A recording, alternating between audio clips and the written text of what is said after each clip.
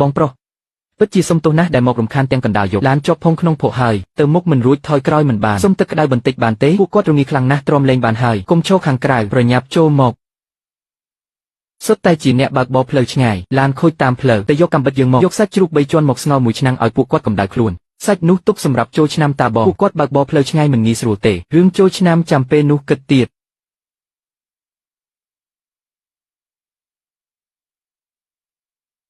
យប់ជ្រៅម្លេះហើយនៅបានញ៉ាំបាយក្តៅទៀតបងប្រុសពិតជាចិត្តល្អណាស់បើកឡានកន្លះខែហើយមិនដែលបានញ៉ាំបាយក្តៅត្រឹមត្រូវម្ដងណាទេហាងតាមផ្លូវបើមិនបិទទ្វារទេគឺកាប់ឆ្កាងមួយម៉ាត់នេះមានតម្លៃស្មើ10ម៉ាត់20យន់នេះបងយកទៅចុះមិនបាច់ទេគ្រាន់តែបាយមួយពេលសោះបងប្រុសបងជាមនុស្សល្អមែននៅទីហោស្ថាននេះបាយក្តៅរបស់បងដូចជាជួយជីវិតពួកយើងអញ្ចឹងបងប្រុស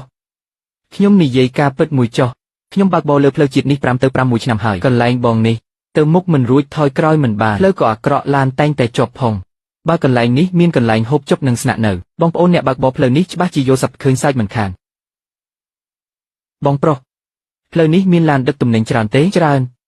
ទាំងយប់ទាំងថ្ងៃមិនដាច់ទេអ្នកដឹកធ្យូងធ្ងន់អ្នកដឹកឈើឡានដឹកទំនិញមួយថ្ងៃឆ្លងកាត់ទីនេះមិនក្រោមរាប់សិបគ្រឿងទេចម្ងាយជិត20 គីឡូម៉ែត្រនេះគ្មានហាងណាត្រឹមត្រូវទេពួកយើងមកដល់ទីនេះម្ដងគឺខំថ្មិញទ្រាំឆ្លងកាត់ចម្ងាយជិត20 គីឡូម៉ែត្រគ្មានហាងសោះមួយថ្ងៃមានឡានឆ្លងកាត់រាប់សិបគ្រឿងបើចំហាយនេះអាចជួសជុលបានដាំទឹកក្តៅបំពាក់កម្ដៅកម្រាលពួកគាត់អាចហូបបាយងូតទឹកគេងនិងជួសជុលឡាននៅកន្លែងខ្ញុំបានទាំងអស់សម្រាប់អញ្ចឹងចុះ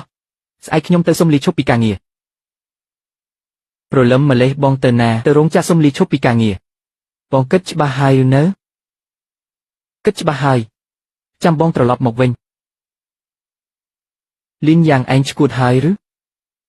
ឯងជាងកម្រិត8ណាមានមនុស្សប៉ុន្មានអ្នកដែលខំមួយជីវិតក៏មិនបានឋានៈដូចឯងពេលនេះដើម្បីតែបន្ទប់លក់ចំហាយកញ្ចាស់មួយសុកចិត្តចោលឆ្នាំងបាយដែកឬមិនមែនមិនចង់បានទេប៉ុន្តែឆ្នាំងបាយមួយនេះរោងចក្រលែងឲ្យខ្ញុំស៊ីទៀតហើយអូហូជាងកម្រិត8ពិតជាមានឆន្ទៈមែនលីនយ៉ាងនេះឯងត្រៀមខ្លួនចេញរកស៊ី